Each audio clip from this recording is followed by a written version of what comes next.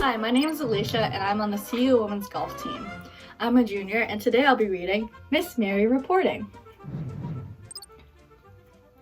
Mary Garber was a tiny bit of a girl, but that didn't stop her from playing football with the boys. Tackle football. Over rough and rocky ground, she called her team the Buena Vista Devils, or the BVDs, and of course she was the quarterback. It seemed that Mary was born loving sports. Her younger sister Neely thought their father helped to feed Mary's interest. Not having a son, he'd take us to football games and other things, she said. As they watched, he taught his daughters the rules. He felt if you were a spectator, you ought to know what you were spectating, Neely said. When she wasn't playing or watching sports, Mary was reading all she could about them. She followed boxing and baseball and loved the football team from the University of Notre Dame in Indiana. But Mary's mother wasn't as patient with her sports-loving daughter as her husband was, Neely said. Mrs. Garber believed that a girl ought to behave like a girl. Not that Miss Mary's behavior surprised her mom. She was used to her middle daughter's independent streak. When Mary was 8 years old, her family moved from New Jersey to North Carolina. Mrs. Garber insisted that her 3 girls write letters to their grandparents back in the Garden State. Mary's older sister Helen did as she was told, so did Neely. But Mary thought letters were boring, so she created a newspaper. In the Garber News, Mary reported all the news and drama from her neighborhood just outside of Winston-Salem. School was closed for the summer. Neely stepped on the track. The BVDs won another game. The family poodle was run over by a car, but escaped injury by crouching in a rut in the bumpy road. Writing the Garber News came naturally to Mary. Early on, she set her sights on a career as a newspaper reporter, but opportunities were scarce when she graduated from college. She finally took a job as a society reporter from the Twin City Sentinel, a paper in Winston-Salem. Society reporters wrote about parties and other social events. They had to describe the glamorous clothing people wore. That was not at all Mary's cup of tea. At one dance, Mary remembered, "I got the wrong dress on the wrong lady." After that, she brought a friend who worked at a clothing store to help.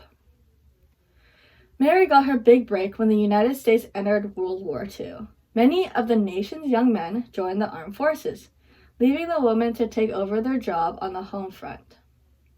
After the Centennial's last sportswriter joined the Navy in 1944, the editor put Mary in charge. She kept the sports pages filled until the war was over.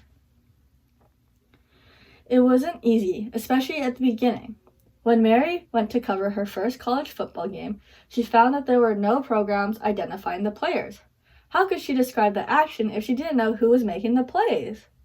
"I was just so desperate," she later remembered. "I didn't know what I was going to do." Fortunately, a spectator saw her helpless expression and volunteered to sit with her and tell her who was who. "I couldn't have done it if it hadn't been for him," she said. "He really saved my skin." When World War II came to an end and Mary's boss moved her to the news desk, but a year later she went back to sports for good, just in time to witness an important milestone in baseball. In 1947, the Brooklyn Dodgers added infielder Jackie Robinson to the roster.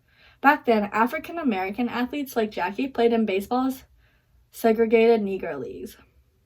When he joined the Dodgers, Jackie became the first black player in the major leagues since 1880s. In August 1947, Mary traveled to Brooklyn, New York to watch the first-place Dodgers play the 3 games against the Boston Braves. She particularly impressed by Jackie's skill at bunting, tapping the ball lightly for base hit. Last Wednesday, he laid down a perfect bunt along the third baseline, she told her readers, and when Boston pitcher Johnny Sain threw wild to first, Robinson legged it all the way around to third. Jackie became a role model for Mary. She was inspired by his quiet dignity in the face of taunts and jeers from people who couldn't accept a black man in the major leagues. "There's no getting around the fact that Robinson met these challenging days with maturity and courage," she would write in 1956. "It takes guts to keep your mouth shut and walk away. It is against every normal reaction of human behavior. But Robinson did it." Mary had to endure her own share of slights and struggles. The trouble started in the press box, the area of the stadium or arena where reporters watched sports events. In the 1940s, women were banned from the press box at college football games. Mary was forced to sit with the coaches' wives until her editor complained. Even after she was allowed in, Mary had to wear the football writer's official press badge, which proclaimed, "Press box, women and children not admitted."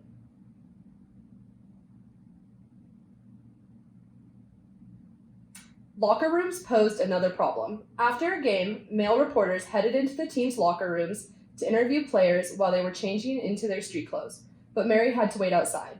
By the time the players came out to talk to her, the male reporters had rushed back to write their stories. The players also wanted to go home, making it hard for Mary to get good quotes.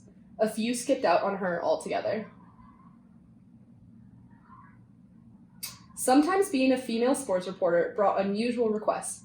For example, a high school basketball coach once asked Mary to sew up a tear in a young man's uniform. Although she was far from a whiz with a needle and thread, Mary agreed to give it a try. "I nearly died during that game," she said, "because every time that kid went up for a rebound, I thought, oh gosh, those pants are going to rip and his pants are going to fall down and I'm going to be really embarrassed. But I'm proud to say that they held." Mary did her job with steady determination. Soon, readers looked forward to her bylines. Coaches started to know her and respect her, and young athletes were eager to talk to her. When Mary started working for the Centennial, many schools in the South were segregated. While children went to an all-white schools and black children went to all-black schools, the newspaper rarely covered games at Winston-Salem's all-black schools. But Mary changed that. "It seemed to me that black parents were as interested in what their kids were doing as white parents were," she said. Before long, black athletes were watching for her, hoping she would show up to write about their games.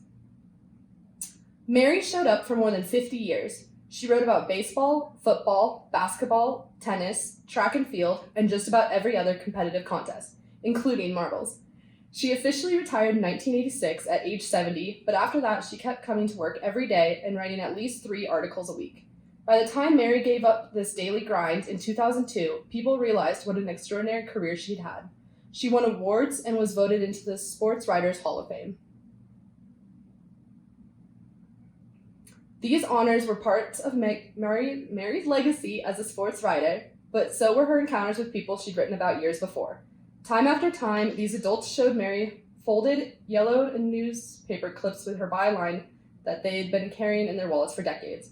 Mary understood why her reporting had a lasting impact. "I tried whenever I wrote about kids to be as positive as I could," she said. "If you can give a kid a pat on the back, or if you can tell them he'd done well, or you can make him believe in himself, you can make a difference in his life." Mary also made a difference in the lives of the women who followed in her footsteps.